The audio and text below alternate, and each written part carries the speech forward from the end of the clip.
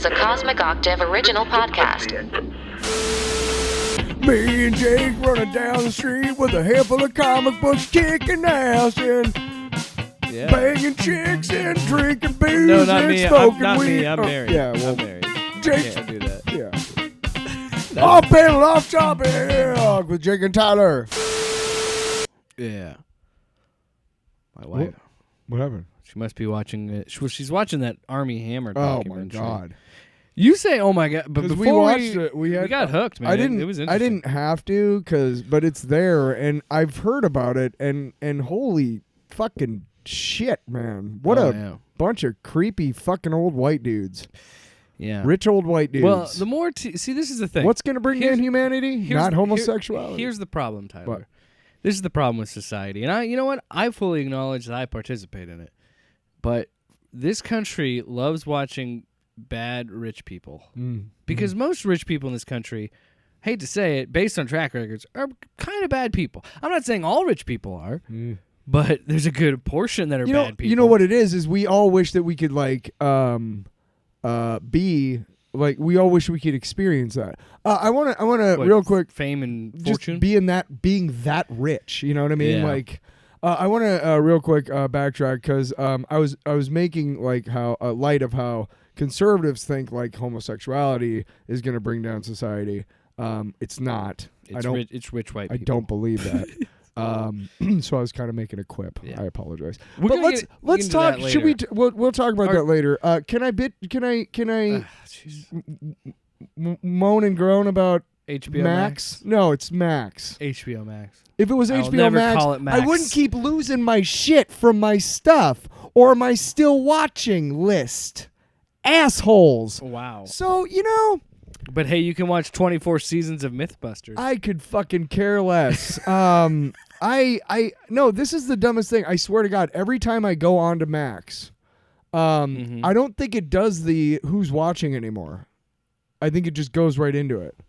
I don't know. I'm pretty sure I saw continue watching or whatever. No, it has those things, but none of the stuff that I'm currently watching is there. It's stuff that I've already watched, like The Wire or Larry Sanders Show, or what have you, Or the Barry Sanders No, show. I'm trying to rewatch Barry because Barry just ended, and I want to rewatch it and experience it again because the fucking ending is just insane, right? So I wanted to watch the whole, and I got to season 2, and every time I went on to Max, it was like, continue watching.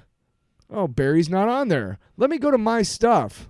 Barry's not on there. Let me search. Oh, and by the way, have you tried to search on the new Max? Hey, here's one letter. Thinking.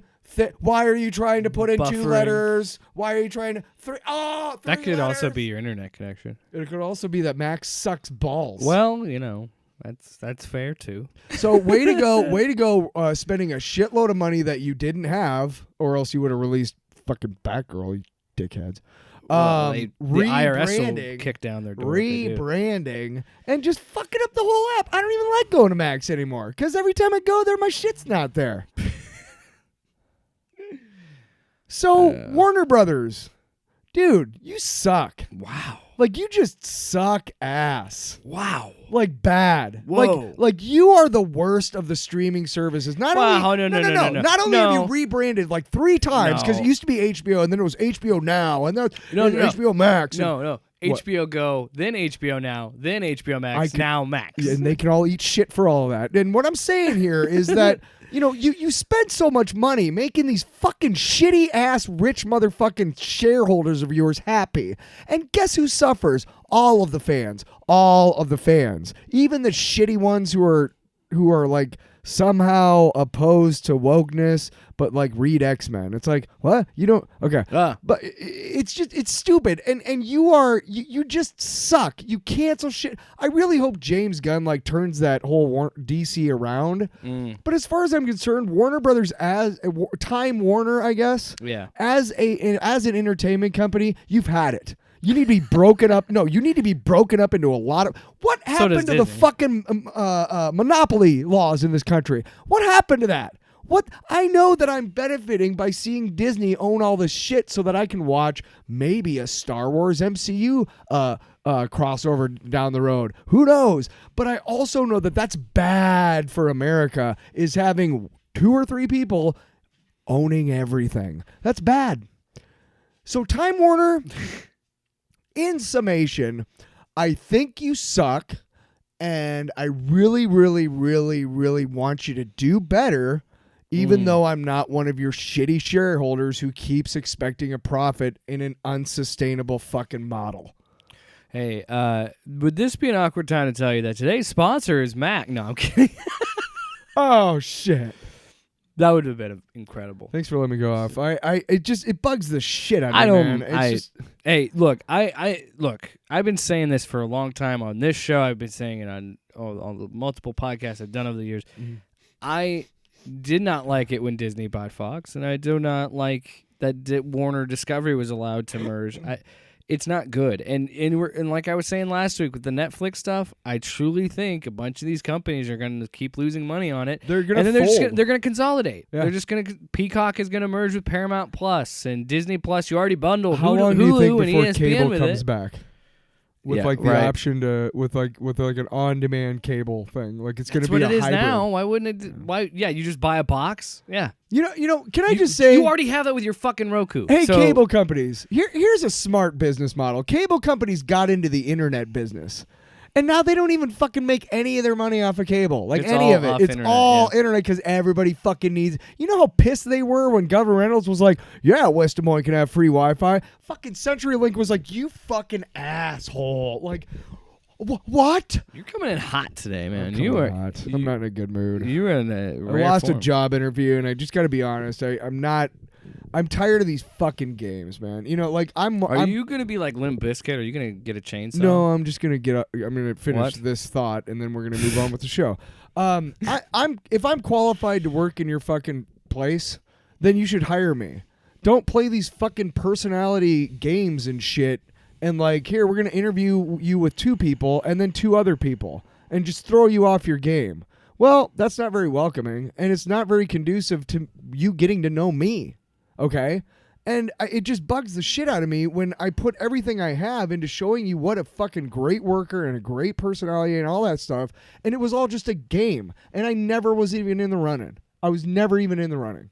And it's just, it makes me mad. It makes me mad. So, sorry. I feel like I got fucked on this job interview thing. I feel like I was not given a good enough shot. Okay. Well, let's I don't even know how to segue out of that. Let me take a deep breath. This listen here, fuckstick. This that segment was brought to you by Robert Half, a temporary employment agency. No. Hold on, I'm pulling this up. I thought I was prepared. I'm not. I know. Let me do some more venting. So no, stop. Because people will already probably be like, "What's wrong with it, gay?" So something occurred. Are these people who've never listened to the show ever before? Yeah, must be. Episode 97, by the way, getting closer and closer to 100. I figure if I keep like ramping up the just the inner like rage by 100, my head will explode. What happened? It didn't work. It's not hooked up to the Bluetooth. Oh, no. You fucking dick. What? Nice. Anyway, first topic. This is going to be a fun one. So there's this Twitter scooper out there, and this is one where scoop Twitter poop. Yeah. Well, kinda, because a lot of it is like rumors and guys, like potential spoilers and shit for movies. But take it what you will. This is a rumor mill segment. Yeah. So this is a rumor going around Twitter. Didn't we make a sounder for that? No, we never did. Suck. No, we did it just now. That's all you need. The theater of the mouth. Zing. Isn't that a Styx album? All right. That does sound like it would be a Styx album. Well, the theater of the mind. But anyway, so this Twitter user, I didn't get their name because I was too lazy. Twitter scooper. 1789. It just shared a tweet of images 2003 G.I. Joe versus the Transformers comic book series, along with the tweet saying it's happening. Now, Could just be, how this happens. We always have this bullshit of there's a new Transformers Bullshit. movie. Well, there's a new Transformers movie coming out. We already know there's an animated movie coming out, so we got to keep turning out the clicks for Transformers. However, this is a believable crossover because Paramount owns both properties. Paramount owns G.I. Joe and Transformers. Isn't G.I. Joe Hasbro anyway? So I mean, like, the marketing for this would be insane. The toys out of this would be insane. Yeah, but to me, it makes a lot of sense. Tyler, what do you think of the potential of a G.I. Joe Transformers crossover? my potential is that if you somehow This would be a great animated movie. the scale of the Transformers relative to humans has in the first generation cartoon especially fluctuated a lot. It wasn't really clear, like, okay, so Optimus Prime, obviously in the movies they've been a lot more accurate about it and a lot more, they've kept track, they haven't just, one thing, Optimus Prime is 40 stories tall and the next he's 10, 10 feet tall, but that happened in the cartoon. So my thing is that, as long as you make the Transformers like small enough that the G.I. Joe people aren't like just completely dwarfed by them. But my other question or is, if they could drive, if you could see, here's the thing: you make an action figure like this big, and then you make a Transformer. Say the G.I. Joes drive the Transformers, right, like that. Okay, you make it. The toy would be this fucking big, and it'd be like $300. It'd be a very big toy. You couldn't He's buy it. motioning You very couldn't- wide with his arms right now. I'd say about 4 inches tall, like a 4-inch tall. That's action 4 figure. inches? I'm just kidding. It's a dick joke. Okay, but my question is too, what would you do with your continuity? Because you're already kind of confusing people with this new Transformers movie where it's like it's a sequel to Bumblebee, but Bumblebee wasn't necessarily tied to the Michael Bay movies. They're kind of doing a new timeline because this is in the 90s. But then you'd also be like, okay, does anybody remember anything from G.I. Joe Retaliation? No. Nobody saw 'Cause it fucking was Snake Eyes when that movie came I out a didn't few see years that ago. Fucking horrible shit. So I'm thinking, like, just narratively, where this would fit in the timeline. And in my mind, we were talking about last week, where we had said that, it was when we were doing Drawn into DC. I was doing it with Luke. Sorry. We were talking about your other podcast. The idea that how Joker works and the Batman works, being how those characters work well enough on their own. They don't need to be tied to a continuity or anything else. And those movies were very successful. And we already heard James Gunn mention the Elseworlds thing with those movies. Yeah. I wouldn't be surprised if Paramount didn't do something similar to that and just make this one-off crossover movie. Why not? Why not? You own the property. Well, let me just ask you this. Say we do get an MCU Star Wars crossover someday. Do you think any of that movie is going to be referenced in either of the two separate continuities? No, because that would be stupid. And again, you could bring back Yoda. Do you remember when Captain America Tyler, was here? All you really need in that movie for it to work Yeah. is Snake Eyes teaming up with Optimus Prime. That's all people would want to see from that movie. And if you nailed that, the rest of the movie works just fine. Yeah, but you're right. Yeah. But I can't deny that. Wouldn't that be cool? Come on. Can I just let's and I just want to put a bow in. I want to finish. Sorry. Hey, clap. I'm a seal. But what I wanted to get at too was I would love this idea and be like, okay, now Hollywood's getting weird, and this doesn't even need to be released theatrically. You could just put it on Paramount Plus. And let's get weird. Let's do these comic book crossovers as movies when you own, like, why haven't we seen a new fucking Alien versus Predator movie? Disney owns both. Fucking do it. Like, come on. We like this shit. And I'll be honest, those two AVP movies are not good. But I enjoy the fuck out of them because it's Predator fighting an alien or Xenomorph. And that's cool to me, damn it. Anyway, what were you saying, Tyler? So, great trivia about Snake Eyes, the action figure, is... guess what? The molds back then, all the action figure molds came out one color. Yeah. Guess what color? Black? Yeah. It's like a solid black. Yeah. So they were like, hey, why don't we just make a dude who's all black and save the money on Make the him paint? this cool ass ninja dude. No. They just did it because it was cheap. And he becomes the fucking coolest of like everybody. Do they do it in like the cartoons where they make him like a ninja and they're like, Yeah, I mean they wrote him to be. I mean he was just. But he always was. I don't think they said to themselves, "This is the one that's going to blow up." They were just like, "Hey, here's one that's really cheap. We can sell a lot of this one." Tyler, I kind of a lot of more money. I wanted to talk about this segment because I think it's an interesting idea. I don't think this will ever happen, but the idea that we could see a live-action Transformers G.I. Joe movie, I think, is a cool concept. Well, first, because here's the thing. Yeah, but you fucked up the G.I. Joe shit 3 times. 3 fucking times now. Tyler, I don't care. I don't see how you can go in this movie. Seriously.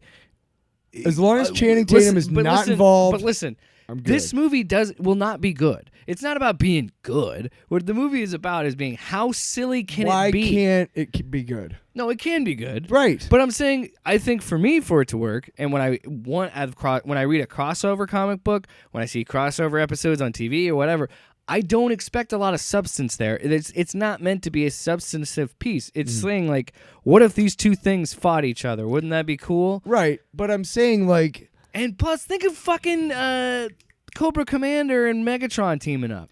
First of all, what the fuck are you doing with Destro? What the fuck are you doing with Cobra Commander and and this guy and Joseph Gordon-Levitt? What the fuck is all that about? Like, why? I never watched I never watched those G.I. Joe Oh my god, they were the fucking worst, dude. No. Hey, I'll watch them. Christopher Eccleston as Destro before he became Destro was fucking badass. But no, you had to fuck it up because you're like, well, let's make Duke, but he's more like Flint because he looks more like Flint. Tyler, stop. I'm not.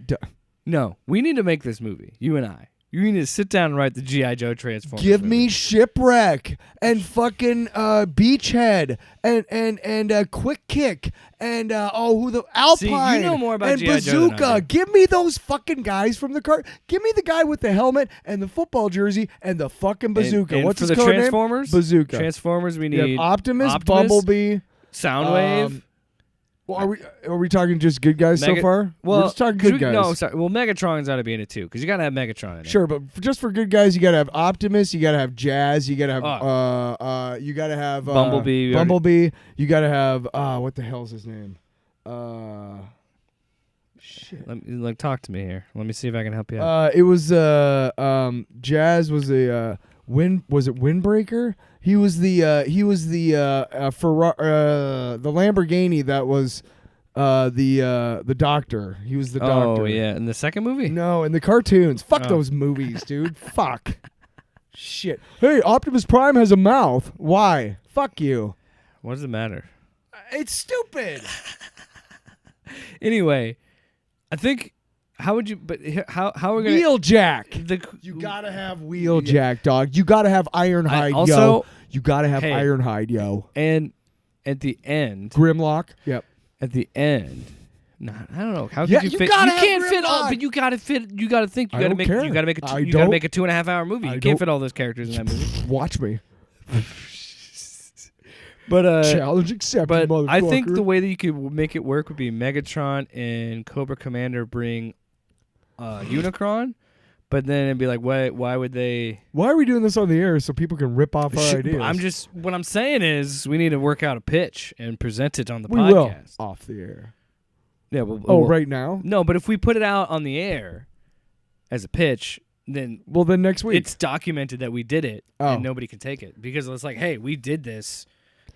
But yeah, you and I could work out. So a good idea, but, Megatron and Cobra Commander bring Unicron to Earth. But I guess I don't why? know. I don't know. We got to work this out. But we got to think who would work well in the, because again, crossovers are not substantive things. They're about who these two things would look cool clashing together. And again, you got to have Snake Eyes. But okay, so first things first. We got to make them smaller. So Transformers. Transformers, not necessarily. Transformers, they crash land instead of on the Earth. They crash. No. Dark of the Moon. No, because they have to be able to transform into cars, and why would they look like cars unless they've seen cars? Hang on. Oh, okay. So So in the original cartoon, the Ark crashes into the Earth, and the first thing it does is makes the Dinobots, because that's the dominant life form on the Earth at the time. And then as everything progresses, they make cars because the Ark, which has been damaged, the AI is damaged, thinks that those are the dominant life form because there's so many cars. and jets and whatever, blah, and apparently guns for Megatron, which is actually pretty good social commentary there, Hasbro. So instead, they crash land on like Mars or the moon, okay, something like that. The Transformers, and it's the same thing. They're all together, and like one of them's in one place, and the other's in the other place, and they're not awake yet. And the Ark makes them all into cars and jets and all that shit because it's observing the activity on the busiest planet in the system, which is Earth. So you still get that, and Cobra. They come up. They've been doing manned missions. Yeah, they've been Cobra doing whatever. Creates the Decepticons. Well, no. Cobra like sees this, and they get to wherever first. Let's say Mars, just for the hell of it. They get to Mars first and awaken Megatron. Yeah, and G.I. Joe obviously has a spy in Cobra Commander's ranks, so they're right behind him. Bumblebee. Bumblebee is working with. No, the Transformers aren't awake yet. Oh. Snake Eyes. Who cares? It doesn't matter at this point. Roadblock. Dick Sticker. That's a new one I made up. So, but the point is G.I. Joe's right behind him. Okay, so Cobra gets there. They wake up Megatron, and Megatron's like, "Well, I could crush you," and he's like, "Well, wait, I'll da da da," and he's like, "God, I was doing the wish for you." That's what it sounds like. Well, continue. I'm so pissed. Okay, so no, and Megatron, and he's like, "Oh, I'll crush you." He's like, "Well, no, I'll show you how to like take control of Earth and stuff." He's like, "Well, you need me. He's like, "Okay, well, I'll put up with you for now." And G.I. Joe's right behind, and they find the Autobots, and they wake up Optimus Prime, and right in time for the Megatron and the Cobra to start attacking. Because they're like, well, before we go to Earth, we gotta get rid of my rivals, the Autobots. I'm like, okay, we'll help you with that, da da da. And so there's this big giant war, right? Big battle, and at least two main characters have to die. Wheeljack and Jazz. No, Bazooka and Alpine. And the other two. They were totally gay lovers in the cartoon, which is totally die cool. holding hands. Yes. No, not necessarily. I'm in. But yeah, so at least that makes like everybody and somebody on Cobra's side and somebody on G.I. Joe's side. So that makes the fucking battle personal now. Like, Cobra's now like whoever, it's somebody popular like Destro, right? And so everybody's pissed at Cobra Commander and they want to fuck up all the Transformers, right? And G.I. Joe, say it's Snake Eyes or it's Scarlet, right? And everybody's pissed because they want to destroy all the Transformers too, right? And what ends up happening in a super fucking twist at the end is that Cobra and G.I. Joe join forces and destroy the Transformers. Oh, yeah! Oh, you lost me. No. You were going good. You had a good one. Okay, instead of that, instead of that, Joe and Cobra team up, and they think they're on a shaky alliance, so they would fight the Autobots, and then while they're fighting the Autobots, the G.I. Joe realize, wait a minute, Optimus Prime and his men are not our enemy, and they get leveled by so why don't Megatron. you just fucking write it, Jake? So your idea, but opposite. The Transformers kill the G.I. Joe. Go ahead and so fuck them. eat shit. That's what I think of your G.I. Joe. And the last... And then he's like, as he's dying, he's like, page, knowing is half the last battle. page. The last page. That's Optimus the Prime is walking away, and he's all like, Lincoln Park's ramping up. No, he's walking away, and he's all like, you shouldn't have fucked with the Transformers. And Duke, right before he dies, he's like, he lifts his finger he's flipping him off, and he's like, eat shit, Optimus. Knowing's half the battle. Knowing is half of sucking my balls, you fucking robot asshole. What? A lot of dying words. Suck my fucking balls. You robot dick.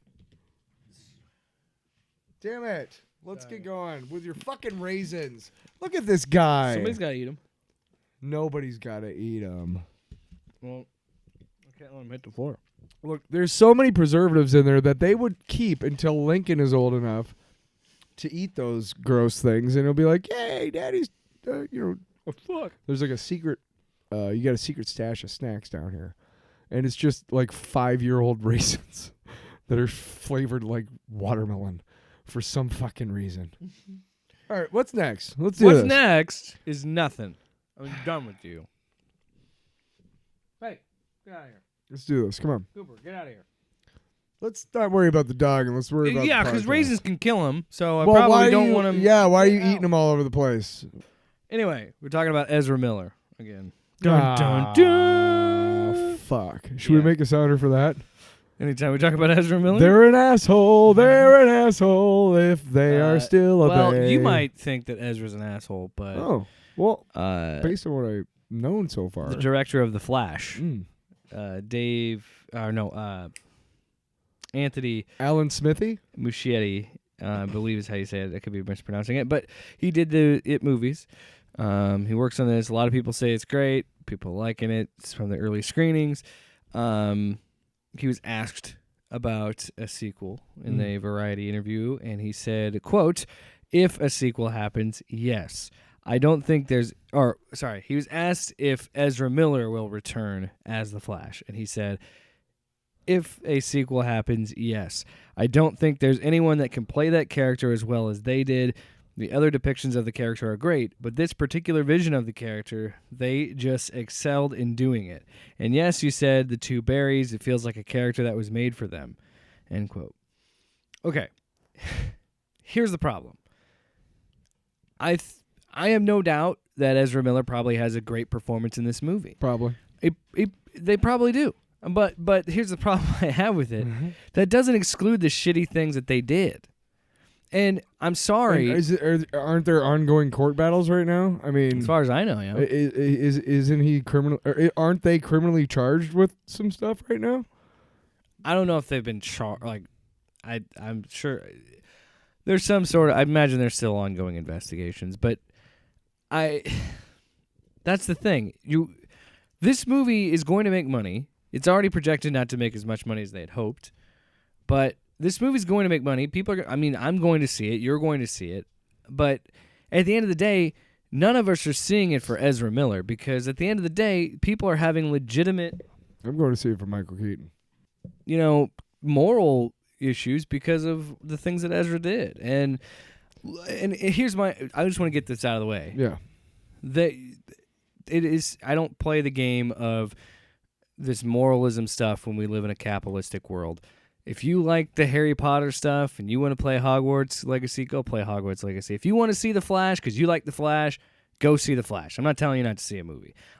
You and I both said we have different. You want to support. I want to support the people that worked on this movie, and I don't care that Ezra's in it. And I just think that, especially with what Grant Gustin was able to do on the show, I think everybody would love the idea of him being absolutely the Flash in the movies. Yeah, because he was very emotional. Did you see that promo of him like finally hanging up the suit one last time, and he like took the ring off his finger and then kept it in his hand and put it in, like he said, I kept the ring, but he said it was hard to give up that character. I would love to see Grant Gustin get that shot. Sure. My thing is like, I've talked about this on the show before. Jimmy Page of Led Zeppelin, who has been a part of many, many, many rock and roll songs that we all know and love, not just with Led Zeppelin, but also Soul, all that other stuff. Yeah. He kidnapped a girl and kept her hostage in a castle for like 3 years and did unspeakable things to her. We're watching that Armie Hammer thing, right? Yeah. Do I ever think of that when Led Zeppelin comes on? Yeah, it's in the back of my mind. But does it make me turn the station or something? Yeah. No. And that makes me kind of sad about myself that I've somehow compartmentalized that trauma that the girl suffered in deference to this music that I like. And I think a lot of people... And how do you feel? How do you reconcile that with yourself? Yeah. But I think a lot of people don't feel that way about Ezra Miller, and that the people that are going to see this movie want to just see what this movie is, because this movie's been in development for 9 fucking years, and they're just interested to see how it turns out. Yeah, I want to see it, but not for me, Ezra Miller. It's a couple. For me, it's the fact that we get to see 2 different versions of Batman on the same screen together. Batfleck, dude. For me, it's also the fact that it's like I said last week, it's closing the book on the DCEU. I like and that, it's exciting to know we're going in a different direction. You know what I really like is that this movie is legitimizing Batfleck. And I think he got a lot of shit when he did, BVS and Justice League. He did. He got a lot of shit.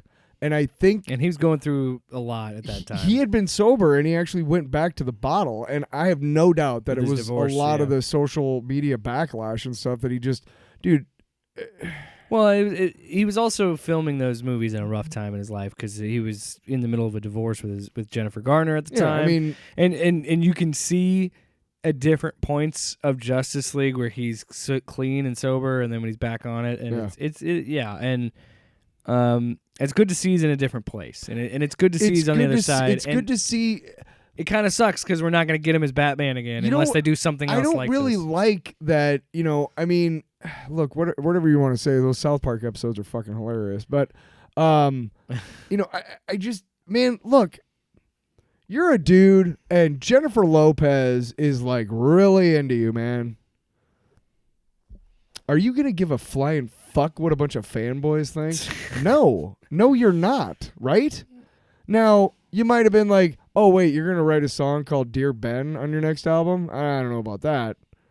But then she's like, but I'm Jennifer Lopez, and you're like, yeah, holy crap, you're really hot. I mean, I can't believe you like me. Like, wow, okay, cool. I mean. Like, we're giving shit to this guy for being in love with a completely hot woman. Like, she's like 60 and she still looks so good, right? And she's I saw her. I haven't seen a lot of her acting, but one of my favorite movies is Out of Sight with George Clooney, and she's in that, and she's really good. She's a pretty good actress. I'm just saying, we tend to shit like this. Not enough things have been said about Ezra Miller being, doing these bad things. I think they've been pushed aside, and yet I think hiding him. We are only too or them. We are only too ready to shit on some dude for trying to find some fucking happiness in this world, dude. And I have always kind of not been behind the whole Ben Affleck. Okay, so shit. You and I have both talked on anytime it's been around. You and I have both talked on this podcast about redemption. My question is Ezra Miller still capable of redemption? Because we should allow people to redeem themselves. Sure. Are they the last I heard they were pleading not guilty. And the last I heard they weren't getting any help. And they're not talking because DC is forcing them not to talk. Sure. They're not allowing them to do press. That's probably good. Well, that's because they can't, because they could say something or something could be because everybody's going to ask about what happened because of course they did because they would. People will want to ask him about the case and he's not allowed to talk about that because he's under investigation or whatever. Yeah. Yeah. I mean, if they're genuinely remorseful for what they've done, if it's found out that they did these things, which again, there's a mountain of evidence that shows that they did. Yeah. Including testimony from the victims themselves. And it's an unbelievable thing. It's like sometimes this movie I think will do well despite itself. Yeah. Because I swear to God, every person that is associated with this movie tries to fuck it up.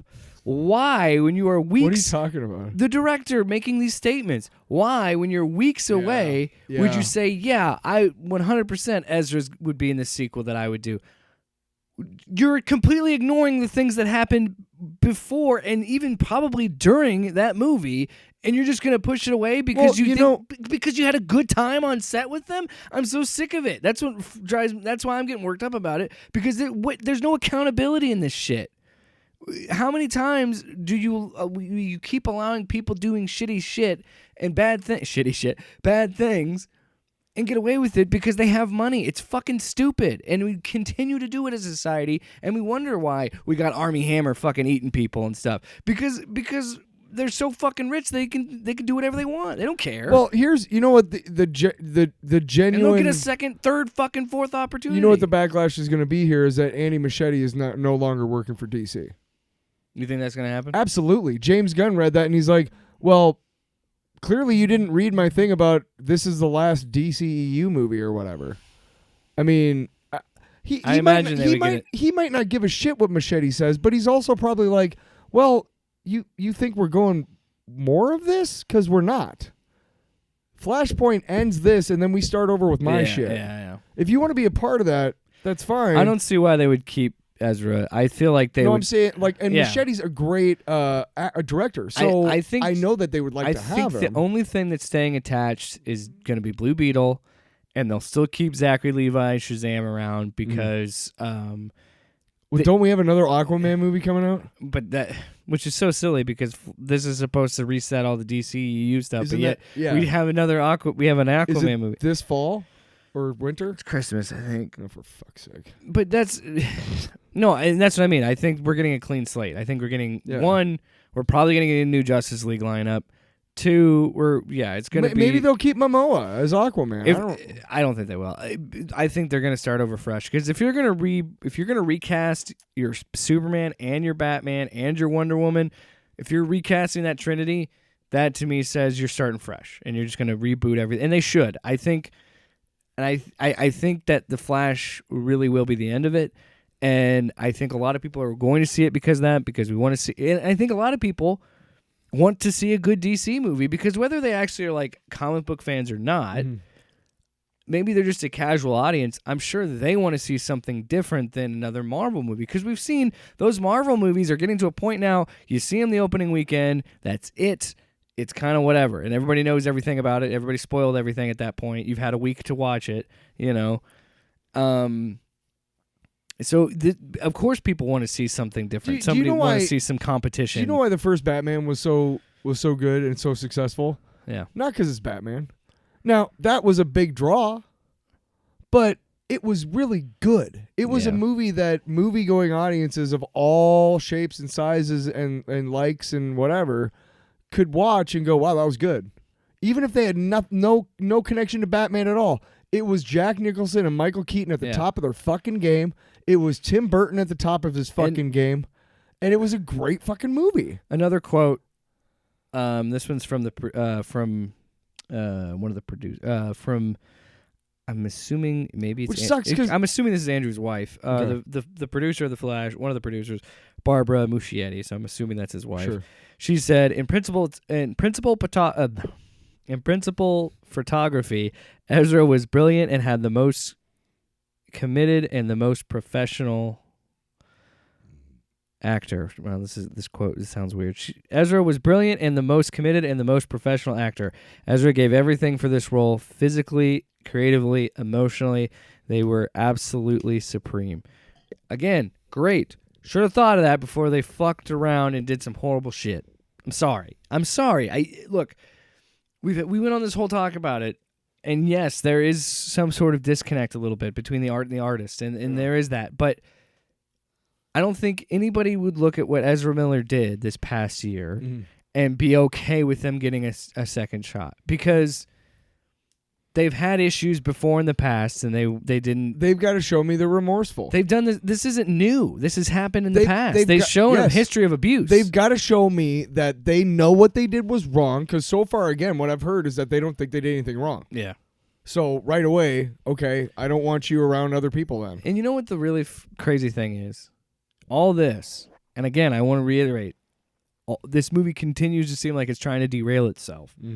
I'm still excited, and I'll tell you what. Because we're going to go from Spider-Verse this weekend to, I don't think I'm going to be able to make it to Transformers, but we'll see what happens there. We got the Comic-Con this weekend, too. Those 3 weeks, you got Spider-Verse, Transformers, and then The Flash. And I'm just thinking, I'm probably skip the Transformers. I'm probably going to miss Transformers on that one. I have to. But there's 2 that I have to see, and that is Spider-Verse and The Flash. I want to see The Flash. I'm still excited to see it, but it's like, God damn, you're making me so hard for me to like this thing. You know what really sucks, too, is that Shazam has... And that movie's probably going to be good. It's probably going to be awesome. Shazam! Fury of the Gods, we talked about this. I fucking love that movie. That was a great movie, wasn't it? Like, I need to watch it on Max. A lot of different... Yeah, if it'll save it where I started it and ended it. Anyway. Oh, let me fast forward to where I start. Keep going. Fucking Max. But yeah, we were talking about Fury of the Gods, yeah. If Shazam had half the fucking reach that Batman did, that movie would have exploded. because it was a good movie. It was a good movie. It was a good family movie. But I think it was a nobody good went to funny see it because movie. nobody fucking knows who. Hey, by the way, The Rock. Nobody knows who Shazam or Black Adam is. You douchebag. I think the only way for The Rock to be successful, truthfully, and we'll get off this. Yep. No, because if you notice, The Rock picks his directors, and that's the problem. Yeah, right. Because he's like, if You you, know don't who? make, You know. if you don't make this movie good, you I'm know- gonna kick your ass. You know who did You pick? better smell that The Rock is cooking. Arnold knew how to find good directors. Arnold knew how to take direction. I don't think The Rock does. I think, because think about it. Arnold starts his career with James fucking Cameron. Okay? Then he works with Paul fucking Verhoeven. All right? And another guy with fucking for a middle name. The dude that made Die Hard. He did Predator. McTiernan. John yep. McTiernan. Yep. Who made Commando? I think it was, oh shit, I don't know. I could go get it. It's on my my shelf. But point is, to wrap up the Ezra Miller discussion, I feel like I've It's watched just- it enough it's- times. I should know. Directed by. Yeah. For me, it's the frustrating thing about those quotes is I understand going to bat with someone that you worked with, Sure. and you also are trying to sell a movie, Yeah. so you're trying to be positive about this person. But I want you to really think about. Are you ready for this? Who is the director? Mark L. Lester. Wow, what an unfortunate name. Let's. Okay, so he did Roller Boogie, Class of '84, Yeah. Firestarter, Wow. Armed and Dangerous with John Candy, Eugene Levy, and Meg Ryan, a very underrated movie, and Yeah. Showdown in Little Tokyo starring Dolph Lundgren and Brandon Lee. Showdown in Little Tokyo. All right. He's still alive. Speaking of which, 76. that reminds me. Did you see that there's a new Jackie Chan movie? And it's a buddy movie, and you'll never guess who his tag team partner is in this movie. Owen Wilson. Think about what I said. Tag team partner. The Rock. John Cena. It's called Hidden Strike. It's like I'd have to show you the trailer. It actually looks good. And I'll be honest, based on the trailer, I was They're like, both very likable, Well, that's- I despite mean- Jackie Chan's support for the oppressive regime in China. okay. He is. I sent it to Luke, and then I sent him he's like, wow. And I sent him a text, and I was like, you had me at John Cena and Jackie Chan. I'd watch that movie instantly. So I'm excited about that. That's coming up. But we got to move on, Tyler.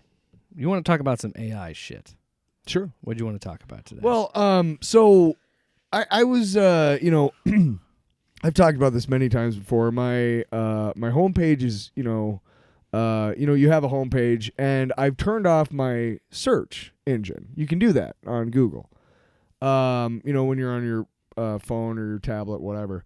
And so instead of getting a bunch of recommendations for what like the news thing? Yeah, just your homepage. My homepage is Google. Just notifications in general, yeah. Right, but there's a way you can turn off the search so that it doesn't keep track of what you look up. Okay. Oh, yeah, like, I see what you're so saying. for instance, like if it did, almost everything would be Minnesota Vikings related, right? Because that's what I've searched and for. you get ads on your Facebook that are targeted on that. Sure, but yeah. but since I don't have the search on, it gives me trending topics, Yeah. right? And I've talked about this before that there's a trending topic, and it was like AI extinction was the topic, and I'm like, well, holy fuck, right? Yeah. Shit.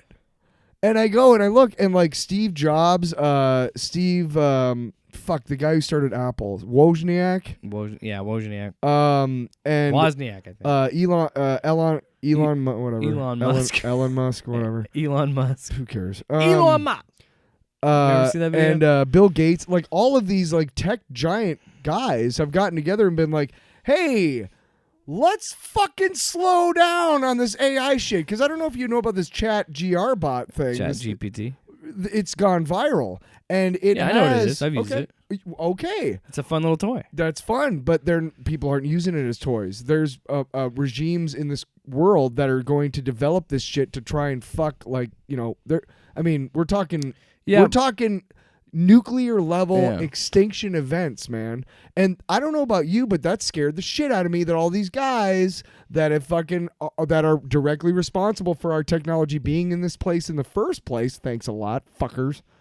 We just want to have a home computer. I think We've never seen Terminator. Yeah, okay. Fucks. I think you can't look. We could have been even using abacus. I'm sorry. We have a tracking device on us at all times. Thanks a fucking lot. AI was coming like. Was it? People have been writing about AI since the fucking 80s. No, probably even that. If you want to talk about Isaac Asimov, they probably didn't talk about it before that. Isaac Asimov's initials backwards are AI. Oh, fuck. But I think there are legitimate concerns with AI. But dude, honestly, most of the AI that I've seen, okay, like the speaking one, you can still tell that it's fake. Now, will it advance? And are there some convincing sounding AIs? Yes. But there is still an uncanny valley. Of course. Human beings will always be able to detect. Are you sure? No, because a robot can try and manipulate your speech as much as it wants, but it cannot match the cadence and deliverance of a human being because Not yet. It is thinking on a different wavelength than a human being, in my opinion. So far. Because it can think of a million different answers while a human being can only think of one or two. The reason you know why, what I'm saying? The reason why, so it's not going to sound. It's not going to sound natural because it's always calculating. I'll agree with you on one thing. And I'm just making this shit up. No, I don't know but anything. I'll agree with you for one reason, and it is this: how many times have we seen like a movie, a story, a comic book, or whatever, where like a human or humanity is faced against like an unstoppable threat, usually machines, or it's like an alien armada or whatever. Zombie apocalypse. Whatever. No, because those people don't think. Oh, you mean like an invasion? Right. Okay. And what do they always say? Well, the reason why the humans won is because they're so unpredictable. And honestly, isn't that the truth? Like, computers and robots and AI will never be able to replicate humans because we're fucking crazy. You would have to program unpredictability into a computer, which you cannot do because you have to program everything into a computer. Program a human element. Yes, you cannot program the unpredictable variable, and that is why they'll never be able to fix that uncanny valley. However, it is very scary, right? It is still scary. It is still like. So I wanted to just bring it up because it's like, holy shit! It's funny. It's funny you say that because it isn't. This is the thing about the AI is such an umbrella term and such an umbrella thing is it's a legitimate concern. With broadcasting, with radio ads and podcasting, dude, I saw a fucking video, and again, most of them what I'm seeing, it's silly, like ridiculous, like what are we doing here? Yeah. They made an AI conversation between Socrates and Bill Gates, even though nobody's ever heard what Socrates sound like, never will sound, know what he sounds like, right. But they're having this AI construct this person. Like, I think that. Will the technology advance past that? Sure, but I still always think that human beings will still be able to tell the difference between a machine and a human talking to them, interacting with them, because, like I said, you're going to have that robot look at you, analyze every little wrinkle in your face, every little dimple and whatever, and blemish or whatever, and trying to analyze to say to you, whereas a human being will just say whatever. Because a robot doesn't have emotion. So a human being can see your body language and understand your emotion, where robot is going to constantly, you know what I mean? How many times have you been like in a place and I haven't done a science topic in a while. Well, how many times have you been in a place and you're alone, but then you know that you're not. Yeah. You know what I mean? You always know when somebody's looking at you. Well, you can sense human beings, right? Yeah. I don't know if you want to call it electrical activity that you're whatever, just instinct. But if you're faced with an android at this level of technology, if we were faced with an android trying to be a human being, we would know instantly because they wouldn't like give off the same vibe as like a real human. You know what I mean? I think that based alone, like when you're hanging out, you're hanging out with a dog, you know that you're not hanging out with another human being. I mean, it's another being, but it's not a human. You know what I mean? You don't sit there and go like, "Oh, my dog's a human being." That's crazy that I didn't that it faked me out like that. You know? Yeah, but like I was saying, where it ties into more with the stuff that we usually talk about with entertainment. That's one of the big things with the WAG. Is it WAG? No, it's WGA. With the WGA strike is the worry of AI, like I said, potentially with podcasting and radio and TV and writing movies. Will we have an AI written movie? Shit, we've already seen AI animated shorts. They're not good because, again, you cannot duplicate the human element. Yeah. The artist will always be better than AI art. I'm sorry. Oh yeah. Because a machine cannot emote. You saw that shit on Twitter that they were like, "Look out, fucking Hollywood!" Yeah. And the people had like 4 arms and shit, and you're like, So this is where Ew. this is the problem. Really? This is the problem I have with this topic because I do have the human nature in me has my guard up about it because it is this technology that I don't think this level of artificial intelligence is necessary. I think you could argue that some things, like I don't mind your phone having a certain level of intelligence. I don't mind some but what I mean with that is it all they're already doing is it understands my algorithms. It understands what I want. That form of AI I don't think is a problem. But the minute you start doing this voice recognition... Well, there are people that are trying to replicate humans with AI. That's a problem, yeah. However, I can also see an argument of people that aren't able to speak being able to speak through an AI. Sure. I can understand that. I just read an article last week that an AI assisted spinal whatever has helped a guy who hasn't walked in 16 years walk again. Mm-hmm. I think he was a quadriplegic. I think the general concern is what we have with a new technology is we have to be smart about it. Well, that's what the article literally says is somebody wrote it and then they all signed it and it basically says, hey, right now there are no restrictions on how we're developing AI right now. Shit. And we need to fucking do that. Yes. We need to have and there are people that are going to be pissy about regulations. Safeguards in place. But I'm just like, sorry. Republicans. No, Republicans, sure. But look, we all agreed as a society there are some things we should look out for and take care of because as humanity, as we have shown throughout history, we're really bad with this stuff. Right. And but so we need to put regulations on each other so we keep each other in check. Me too. Because we don't want to go to jail. I absolutely agree with you. But I do also want to tell you that there are still people in this world who are okay with Nazis. So, yeah, you'd think that we'd be like all on the same page as far as some things go. I do want to put this out there. Yeah. This show has a very strict no Nazis allowed policy. Fucking A, man. I mean, I think that goes without saying. But I have a 500 feet around me, a moving circle, what is it called?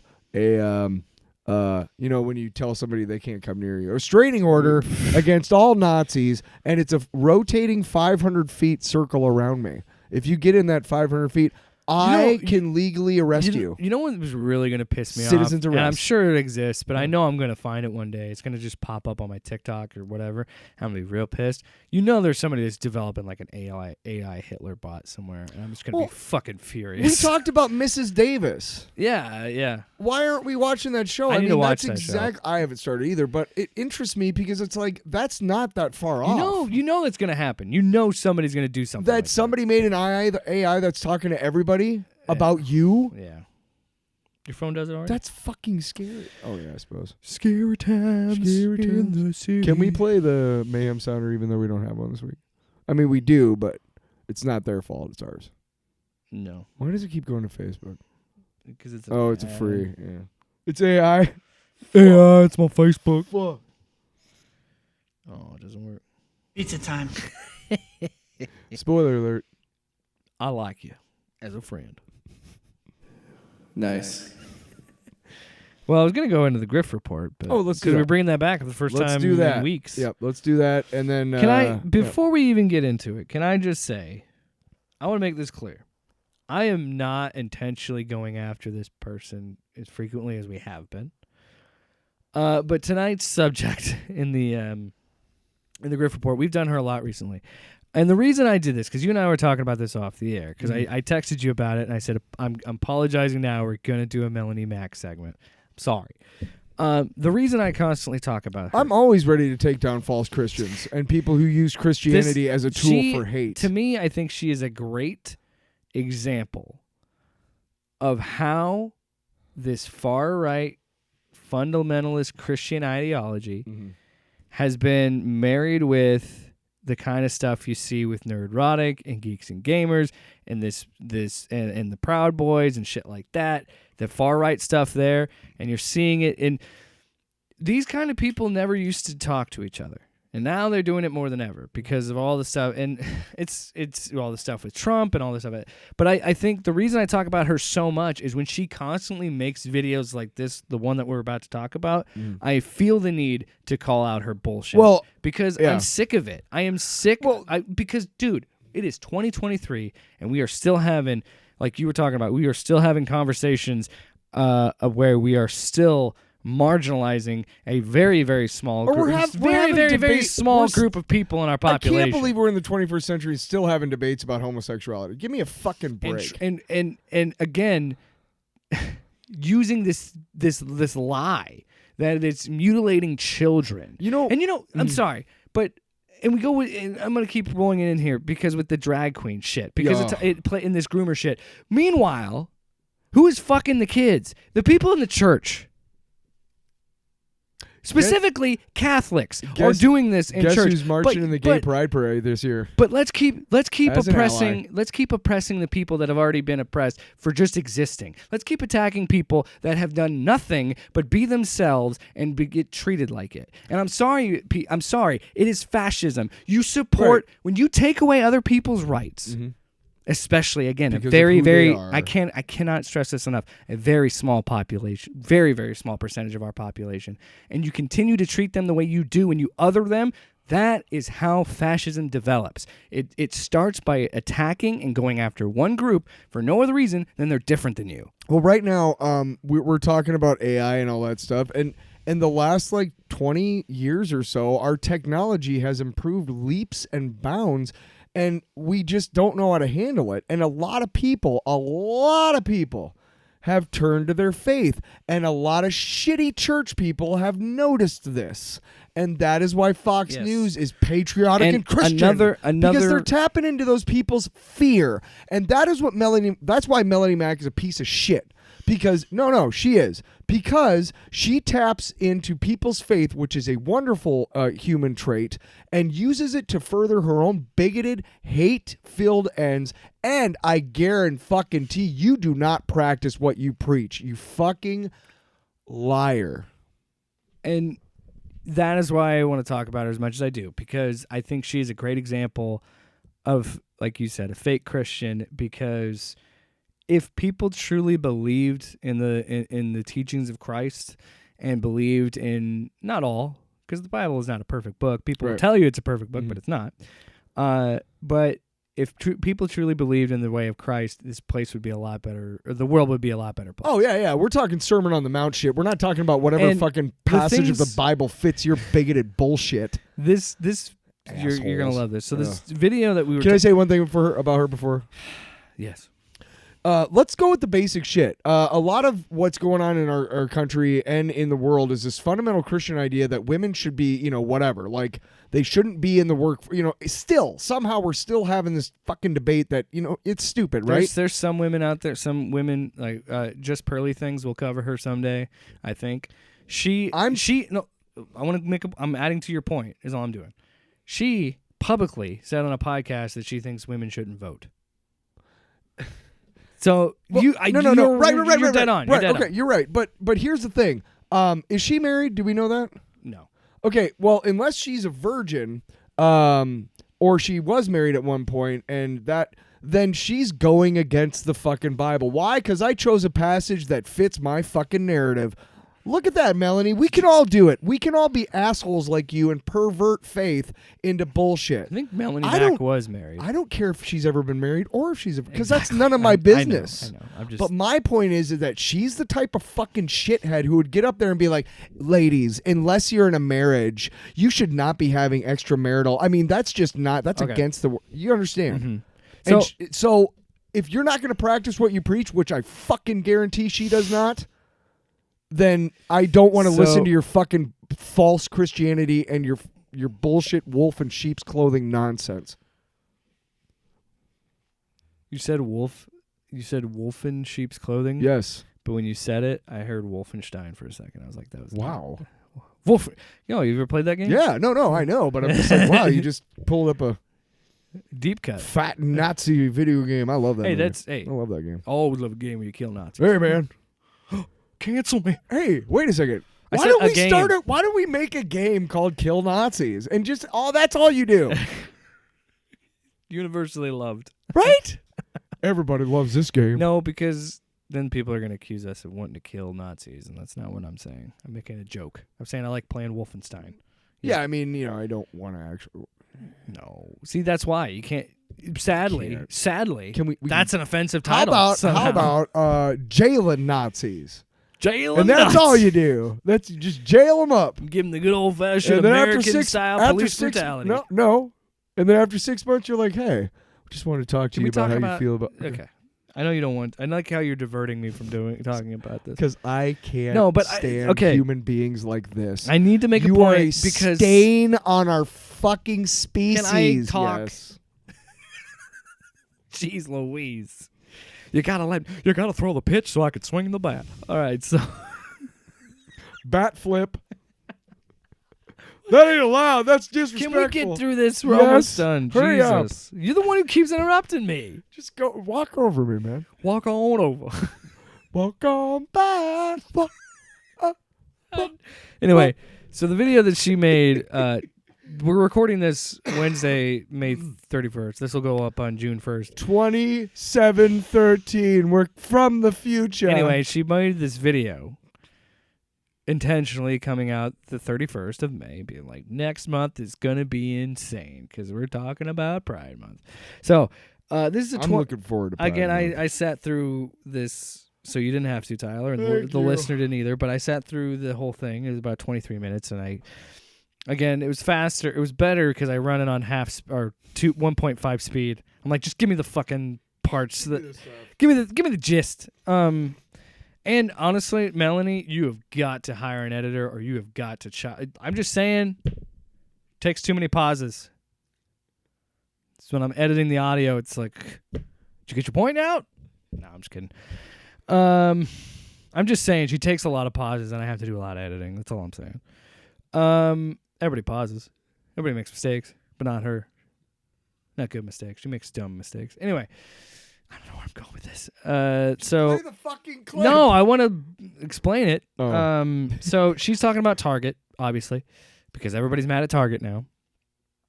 With the Pride display, which to be honest, I'm not surprised that if the employees are truly worried about their safety, and I'm not. If employees are truly worried about their safety, I could kind of understand it, but I also think this is the problem with rainbow capitalism. Like I said last week, this is the problem when you say, oh, we're going to support you guys, and the minute you get backlash for it, you're like, oh, well, oopsie poopsies, we're sorry. But anyway, she's commenting on that, and then she kind of goes off on this tangent about Pride Month, and the first clip is really important because it kind of lays out this whole video and where this video is going. And keep in mind, how many clips do we got? 3. They're going to be a little bit longer. Bear with me. But, and I want you to understand this, Tyler. I want you to understand this. Even according to her in this video, this is coming from a place of love. God loves you. Melanie loves you. Does this sound like somebody that loves you? I don't have to celebrate this. Nobody has to celebrate this. I'm a Christian. I will not be celebrating what the Bible calls an abomination. I will not do that. And if somebody is not a Christian even, you do not have to celebrate it either. You don't. And it's like they want to sit and call you homophobe, transphobe, because you whatever. are. I don't care what it is. If the Bible says it's an abomination, get it out of my sight. Extramarital sex, Melanie. Same thing with if they let's go there, right? Parades for promiscuity parades, whole parades.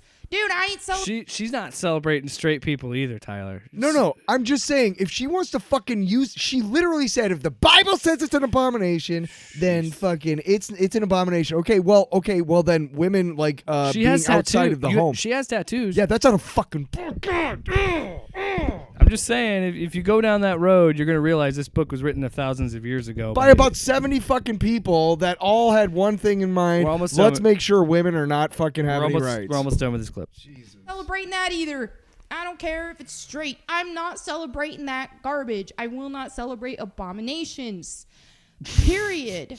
Okay? Abominations. You can still care about Jesus people Christ. as human beings and not celebrate their sin. You run into a giant, terrible thing when you start condoning sin for people. And I know that for a lot, they want to be, you got friends in this community. No, you don't. I do too. You're making this up. There's no way you have friends. Every time I speak out on it, I'm risking losing more friends because I've lost a lot of friends shit.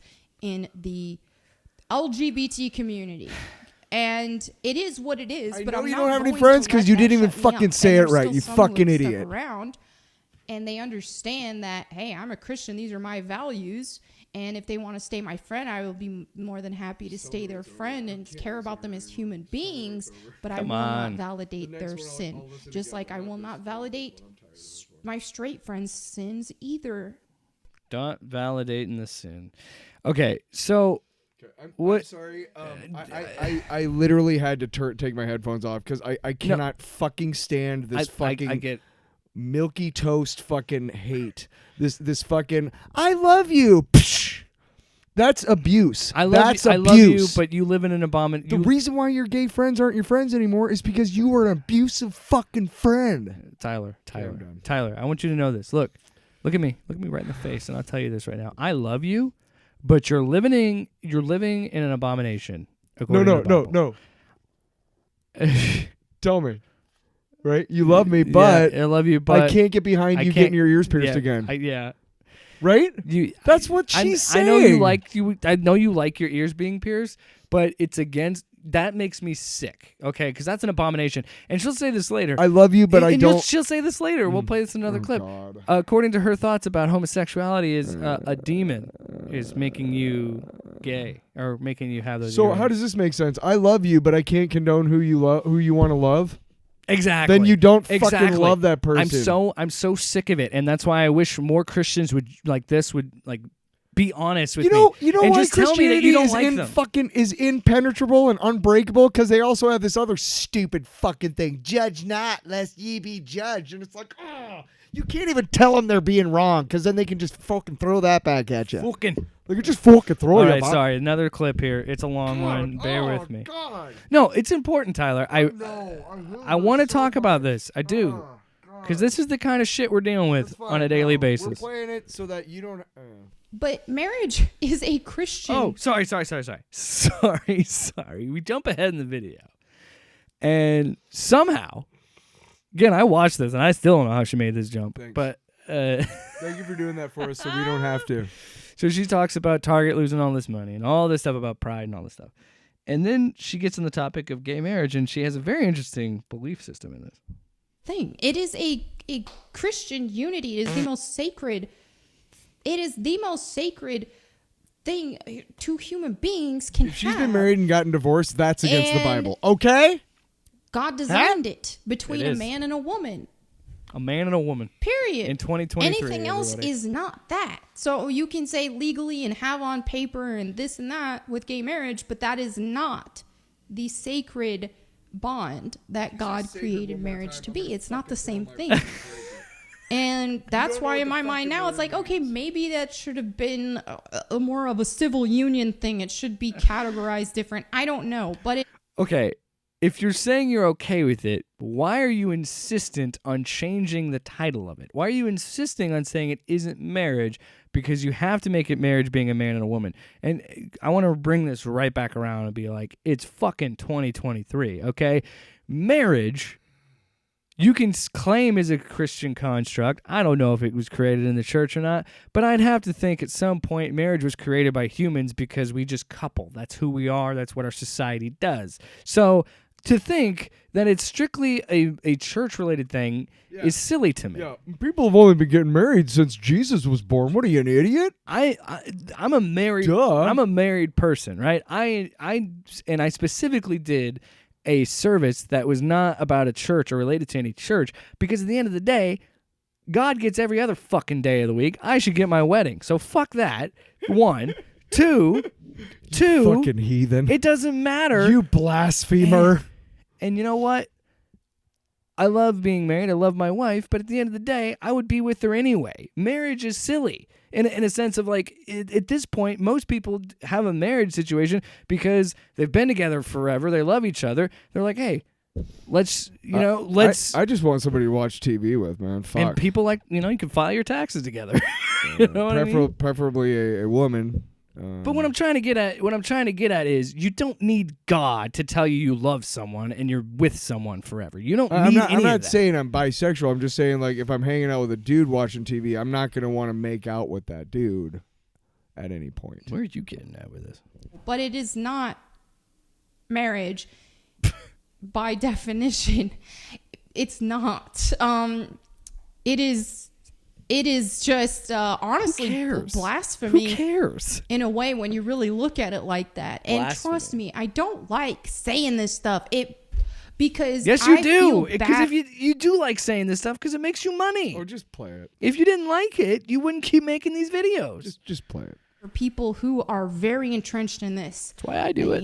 Human beings, as long as we're on this earth, we're going to struggle with sin, and that's going to look different per person, whatever that sin is that you struggle more with. And for some, that's what it is. Shit. And I feel sad for a lot of them that are in this sinful bondage. Like it's demonic oppression. She calls it demonic So, okay, wait a second. She did say by definition, right? Okay. So I'd like to go ahead and because I'd like to go ahead and give you the dictionary.com definition of marriage. Broadly, any of the diverse forms of interpersonal union established in various parts of the world to form a familial bond that is recognized legally, religiously, or socially, granting the participating partners mutual conjugal rights and responsibilities, and including, for example, opposite-sex marriage, same-sex marriage, plural marriage, and arranged marriage. Anthropologists, just to stick one more fucking needle into your goddamn blasphemous eye, Melanie. Anthropologists say that some type of marriage has been found in every known human society since ancient times. And yeah, I know you're a Christian, so you probably do believe that the world is only 6,000 years old. How'd you get that? Well, we counted up all the ages of the people in the Bible. 6,000 years. Really? How fucking scientific that was. Also, you do know that when they say like Moses lived 700 years, that wasn't 700 years. That was like 70 years. And the guys who translated it from all that bullshit don't know how to do shit. So all those like those like 3 chapters in the beginning of the Bible, and I know you've read it, Melanie, because obviously she says she reads it every day. Well, then you know what I'm talking. Do you know what I'm talking about? No, There's a whole like I've 3 chapters. I have. There's a whole like 3 chapters in the beginning, and it's literally like, and this person begat this person, and they lived for this long, and then this it's literally, that's it for page after fucking page. And no, I don't believe you fucking read that, Melanie, because I know you did like I did. You were like, what the fuck? Let me flip ahead. Tyler, I think we're in this final clip, which is shorter than the other one. Just saying that. What? Just stop. Also, because there is a version of the Bible called the sinful version that was misprinted and said, thou shalt commit adultery, does that mean if you owned that copy of the Bible that you're supposed to fuck around on your spouse because it's in the Bible, Melanie? How fucking literal and it's are just, you? And to me that bothers me. I Again, hate her so much. Why you shouldn't look? Are there some stories? Are there some examples or parables or whatever that could stand the test of time? Absolutely, there are some things. Yes, they existed before the Bible, and the people writing the Bible were like, "Sweet, let's put them in there." No, I'm not. That's not what I'm getting at. You can get anecdotal things from a book 6,000 years ago. Sure. However, you should not be living your life literally like it was 6,000 years ago. So, and I know you don't, because you use the internet, right. You use your phone, so you do all these other slavery things. is mentioned and condoned in the Bible. So Melanie, all of your friends who might have, whatever, descended from that, do you tell them every time you see them? Do you say like, I love you, but it's an abomination that you're not property? Do you tell them that? I'm serious. Let's get down to the fucking nitty gritty. You want to open this fucking door? I'm going to walk through it, Melanie, okay? I'm going to walk through it. And if you can't fucking hold up your bullshit into the bargain and you can't keep your fucking lies straight, well, I'll help you and I'll make sure, because I've read the Bible too. All right, smart ass. And let me tell you something, okay? Anybody can read a fucking book and memorize shit and find passages that go along with your bigoted bullshit, okay? Anybody can fucking do that. I can fucking do that. Hey, look, here's a passage that relates to women doing podcasts on a YouTube channel that they shouldn't do that because that's an abomination against God. You see, it has nothing to do with because there was no internet or YouTube back then, but I made it because I fucking read it just to you in a certain way with a certain snottiness in my voice, and I emphasize certain words to make you realize that you're doing an abomination against God. You see how easy that was, Melanie? It's so easy. And I hate that you make so much money and that you hurt so many people. So I have to tell you, I am at war with you now. She does mention a war. I'm at war with her. It's spiritual warfare. I is have what she calls declared it. war on Melanie Mack. I am. I am declaring war on your bigotry and your false Christianity. You are a bad Christian at worst, and at best a terrible human being. Sometimes, thank you. Most of the time, both. Yeah, so man, that felt good to get out. Holy shit! Wow, clearly we're working through something. So at the end of that we still have another clip. One more clip, but it's not as long as the other ones. So the end of that last clip, she says demonically oppressed or demonic oppression. Now, I don't think she's talking about us directly, but I think she's talking about. Well, she knows we exist because she commented on one of her videos. But again, I don't know. I don't necessarily. I'm not taking any credit. Yeah, for I this. doubt she. Yeah, I doubt she's talking about us. Yeah. But I'm saying that she's had criticisms of people making fun of her because she. They said that she said that gay people are demons, pretty much, or trans people are demonic, whatever. She clears that up to explain to you. Oh, okay. And by the way, her explaining it makes it worse. Okay. Somehow makes it worse. Okay, I'm trying to be nice, but I'm just going to say idiots don't know what demonic oppression means, even though it's right there. They think that it mean that I meant I was calling them demons. You just got to hear her out on this. Demonic oppression. Oppressed by a demon. Boom. That's what I meant. Can't believe I have to clarify that, but here we are. I can't. So yeah, I do feel bad for people who are really entrenched in that, and I think do you feel bad for them? Seeing the constant validation of it and everything, that is just very messed up. Enabling people in their sin, and that is leading them to destruction. But there still is hope for them, and that's something that we have to remember when we stand up against this stuff. Is we are to still love these people. Okay. But I'm next. Okay. And I know it's hard. Sometimes this is the part that it gets me at the end here. There are some people that make it very difficult. I'm not gonna lie, but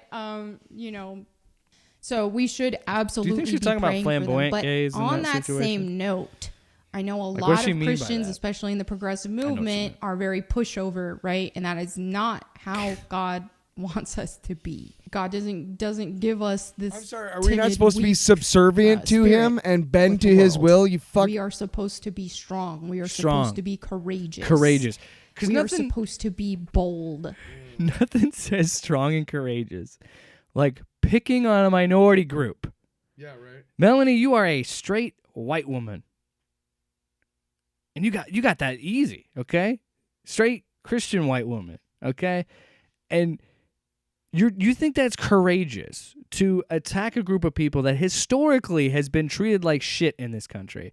You think that's brave? Historically, You think that's brave because you're so obsessed with being the victim that you bully another group of people, make them the victim, and then mock them for getting help or committing suicide or something, something to that effect. You still and then you act like this stuff with Pride Month because God forbid this country acknowledge that gay people exist in it, and that upsets you. Why don't you take a look inside yourself and think, why does someone's lifestyle that in no way affects me, no way changes what I do in my everyday, why does that piss me off? Why do I have to think that demons are oppressing them? First of all, let's just pretend demons are real. Let's just pretend all the crackpot shit you say is real.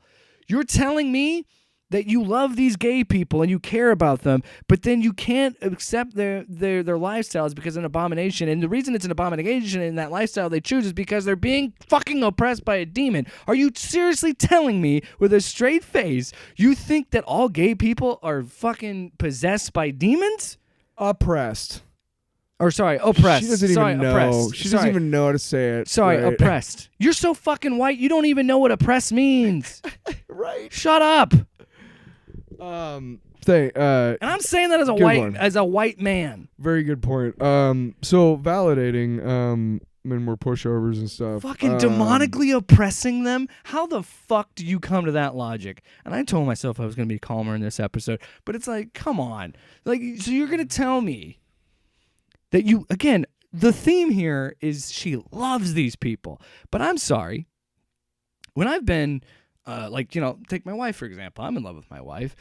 At no point has my wife made, like you were talking about with the earrings, at no point has my wife made a decision and be like, I love you, honey, but that's an abomination. You're living in sin, and I can't celebrate you or accept you because it's an abomination in God's eyes. And I love you, but you're an abomination.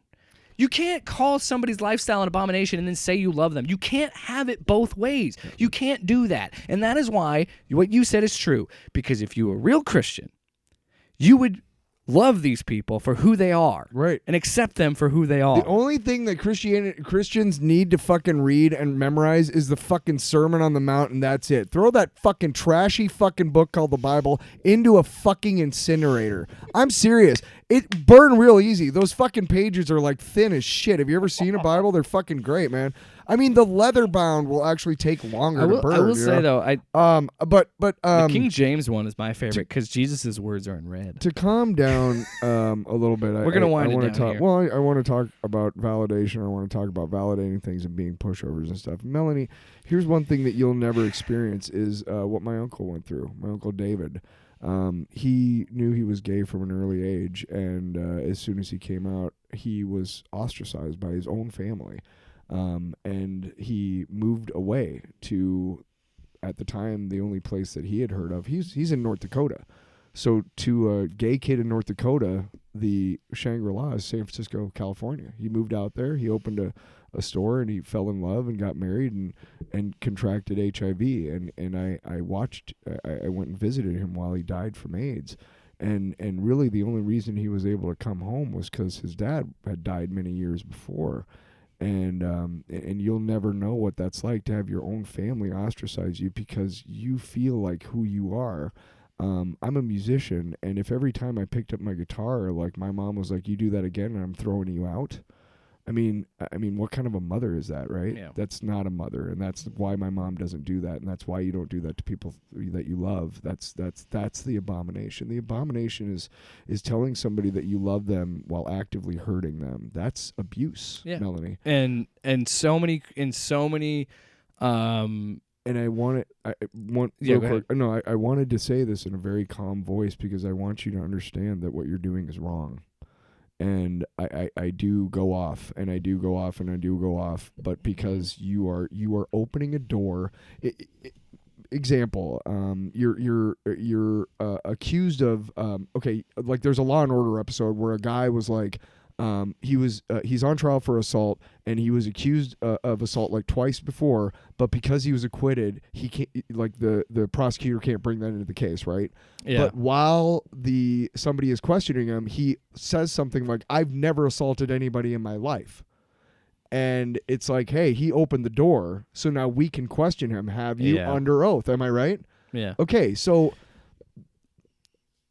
when you follow these things, when you do that type of thing on your podcast, I know you're not under oath, Melanie, but you're saying that you're being truthful, and I got to call you out on your bullshit because nothing that you say, if you truly lived your life the way you talk about it, you would be like you'd be catatonic from not being able to like figure out what to do because your brain would be at war with itself like the entire time. Like you literally would not be able to walk one step because one half of your brain would be saying love that person and the other half would be saying demon. So I mean, I just can't. So when you try to selectively buy this bullshit about gay people from the Bible, again, you just take whatever passage. I'm going to fucking take passages that are in the Bible that go directly against your version of Christianity, and I'm going to bring them up, and you're going to fucking you're going to ignore them, because that's what real Christians do.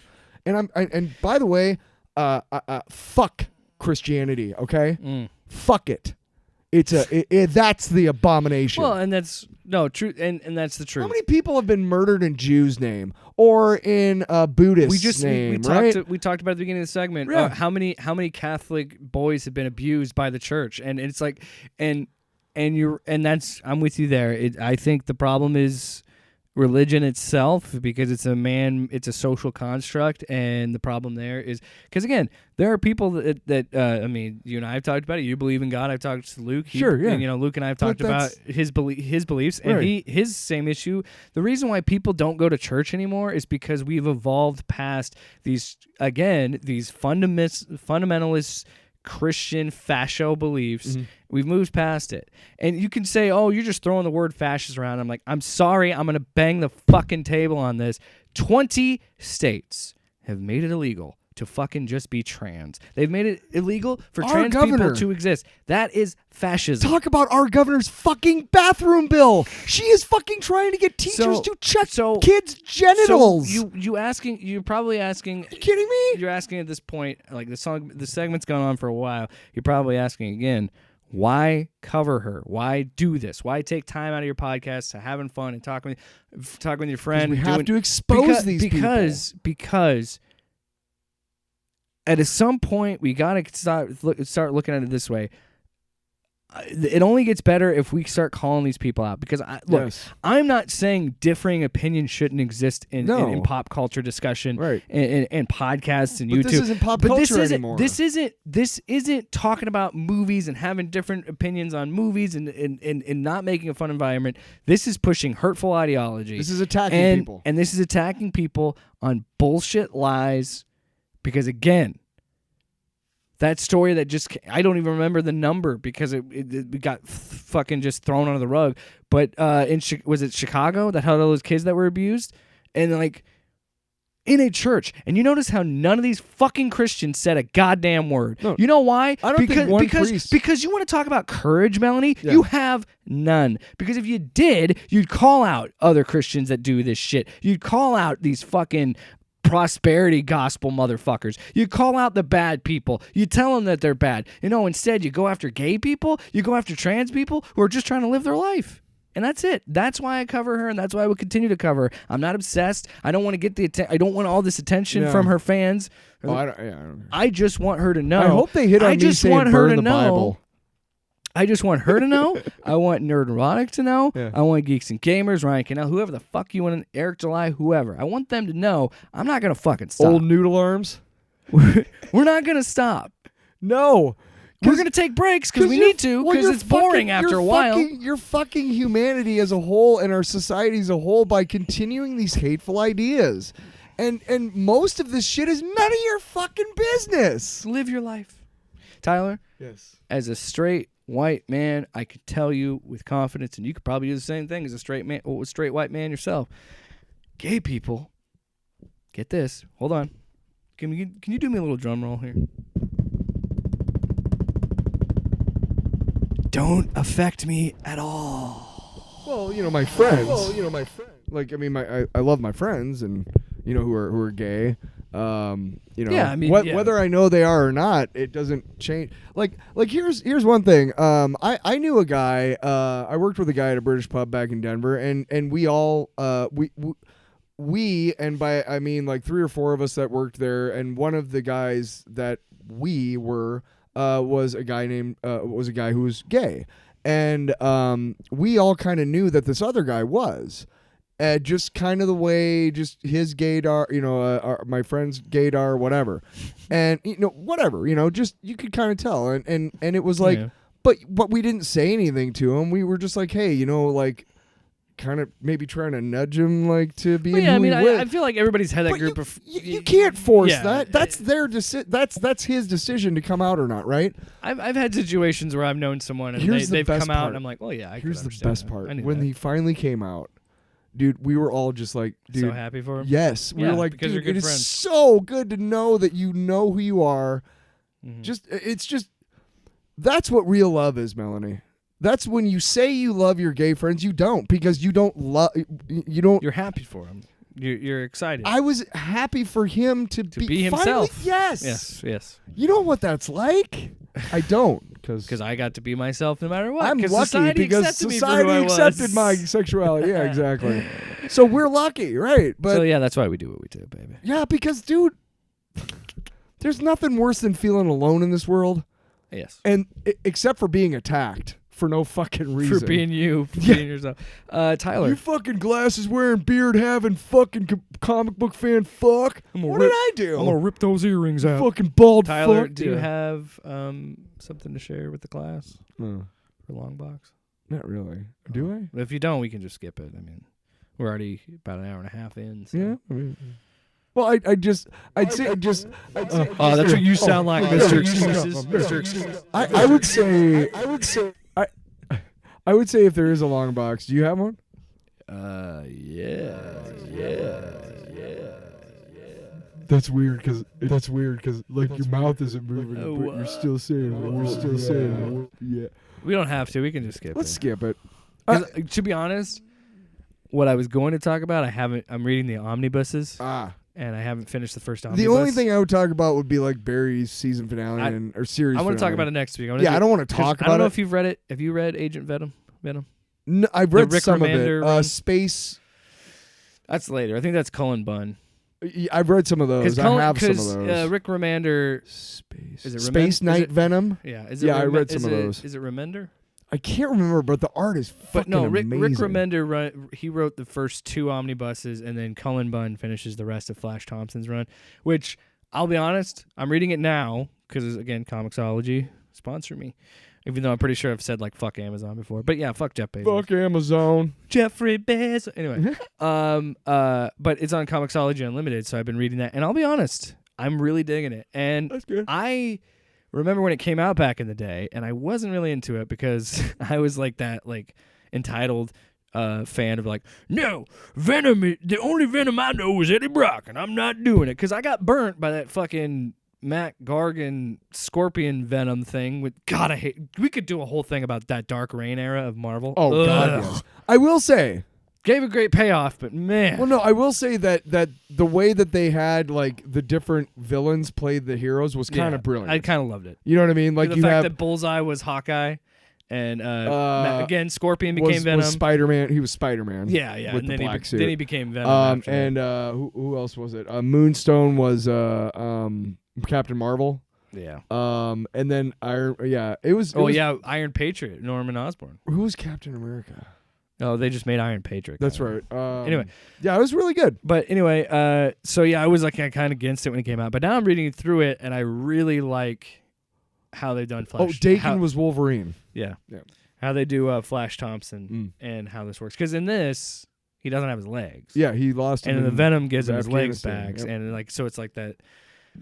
Yeah, and it goes really into Flash Thompson, and I understand. Like, if I were a veteran, I think I would connect with that character even more. Because I remember one of the YouTube channels I watched, Comic Story, and he served in the military, and he said Flash Thompson was one of his favorite stories. That version of Venom was one of his favorite stories because he really identify with Flash and being a veteran and having injuries in the military and stuff. Like he didn't lose his legs, but you know, and it's cool to see that character in a different light because I'm always the traditional Spider-Man fan that's always saw Flash as the bully. So then to see him be, because the thing is always funny. I like a redemption arc. Well, and it's funny because Flash adores Spider-Man but hates Peter Parker, which has always been funny about that. But there's some cool moments in this. Also, I forgot that there's do you remember Spider Island? Yes. With Slots Run? I forget. It was a fun arc, but it was kind of anticlimactic because they're like, oh, really? Eddie Brock saves everybody because Anti-Venom just saves whatever. But the tie into that was kind of cool. But yeah, I've kind of gotten to. I think the reason I might do an essay on this someday, but I think the reason you're not doing one right now. No, I would really love to do an in-depth thing, but I don't think you'll. No, but what I was getting at is, yeah, I was trying to wrap it up. I know. I'm sorry. I have a point. I have something to add. I'm just saying that I think what I've always loved about Venom and the symbiote is just the idea of this sentient suit. Yes, and which is why I like the Exo Man of War comics. Yes, I love it when there's like an AI or something. There's always something to the suit. Sanhara. But yeah. Okay, so. Remember when the first MCU Spider-Man came out and everybody was bitching because Flash Thompson was kind of he was not white. Oh. My complaints was like, this doesn't really feel like Flash at all, but whether we want to admit it or not, but there were people that complain about we know that there were people who were upset about race swapping, whatever. I mean, they complained about Zendaya being MJ. That's the main thing, but he was included in that. Okay, and Ned Jacob Batalon. My thing has always been this. I don't care what nationality or background you get to play the Flash Thompson character. However, are you going to take this kid and send him to on a story arc into Afghanistan where he loses his legs and then do the Agent Venom thing with him? I mean, you could, but he'd have to bulk up. And he's short already. He's not a very athletic. He's short build, yeah. So this is my thing. I don't think we'll ever see it. I don't think that you were. I know, but I don't think that they were looking ahead to think that. Like, hey, I have no problem with being more inclusive, but maybe get if you are going to go somebody who's not white, make them bigger so that if Agent Venom comes along. Hold on. Real quick, they did do a flip in the original comics and everything. Flash Thompson was a physical bully, right? Mm-hmm. Now they did do a flip in the MCU Spider-Man movies where he's more of an verbal, intellectual and verbal and social media bully. So that fits that character. So I'm not mad at those changes. I'm just like, hey, if you guys aren't looking ahead, I don't want him to be Flash Thompson as Agent Venom because I don't think he can pull it off. I think the only way, and this is doing the Transformers G.I. Joe thing again. Fuck. I promise Back to the fucking beginning. I promise I won't go into a rabbit hole on this. But that's all we've been doing this episode. Sony still has I'm pretty sure would still have the rights to Flash Thompson. If Sony wanted to make their own Agent Venom movie, they could. They should. That would fuck Kraven the Hunter, dude. You end. Fuck. Listen. I don't know how Venom 3 is going to end up, but you end Eddie Brock's arc in Venom 3, and then Venom 4 isn't Venom 4. It's just called Agent Venom because they already call it Project Rebirth in the comic. So why not? And then you could even do the I would love to see Agent Venom as a movie or some sort of storyline with that. It would be really cool. The problem is, and I think this book runs into it a little bit, is the problem.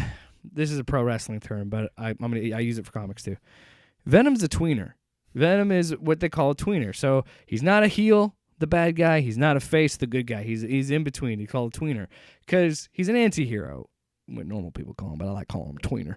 But I don't know why I said it like that. But that's the problem. So he doesn't really have an established rogues gallery, and it's all like Spider-Man droppings because his one of the main villains he's fighting right now is, in the part that I'm reading is Jack-o'-lantern and Crime Master, I think is his name. Exactly. Who the fuck are these? And that's the problem you run into with Venom is he doesn't. I know Jack-o'-lantern. Which I'm wondering how they're going to do Venom 3 because it's like, where do you go after you kill off Carnage? There's not really toxin. Okay, but. What I was originally saying, I've always had an attachment to Venom. Are they making a Venom 3? They've started pre-production on it, I think. Or I don't know if they're currently going forward with the strike and stuff, but what a waste of Scream too. What a waste. You know? Yeah. But I will say I liked that movie for what it was. Yes. Woody Harrelson killed it. And I think people are missing the point with Venom. Venom has always been about a look. Okay, Venom has always been a silly, ridiculous character. Go read his books. Some of his like Lethal Protector and shit like that. Read those because you're gonna be like, oh, this is a really silly character. Yeah. But you know what? I love it. I'm gonna talk more about Age of Venom because I'm probably gonna read some more right after this. Oh wow, it's late. We are late tonight. It's 10 o'clock. Oh well, yeah. All right. Let's wrap it up, Tyler. Let's get the music. Get the Oscar music. You know, the one of a kind kind of. No flip. No Not cap. this. Capitalism got me again. I love it when I'm trying to use the soundboard and then I get a hit with an ab. I love it. Tyler, how you feeling over there? Go ahead. Keep doing. Keep riffing. Keep riffing like I'm Peter Griffin. There we go. Wrapping it up. Thanks for the people that watched on our YouTube or listened on this feed to Drawn to DC #1. We just did it. Batman Mask of the Phantasm. This coming Monday, #2, it's going to do Justice League: The Flashpoint Paradox because they have Flash movies coming out. We'll say that movie. Go back and watch it because it is a lot more violent than you'd expect for a PG-13. But yeah. Well, thanks for having me over again, Jake. I'll see you next week on another episode of Off Panel, Off Topic.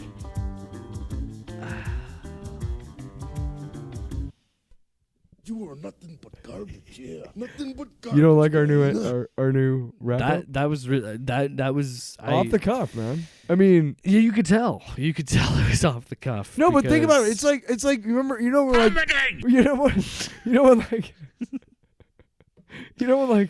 when Cheeky Watiti. Just hops into a scene when Mr. Rogers comes home and he says.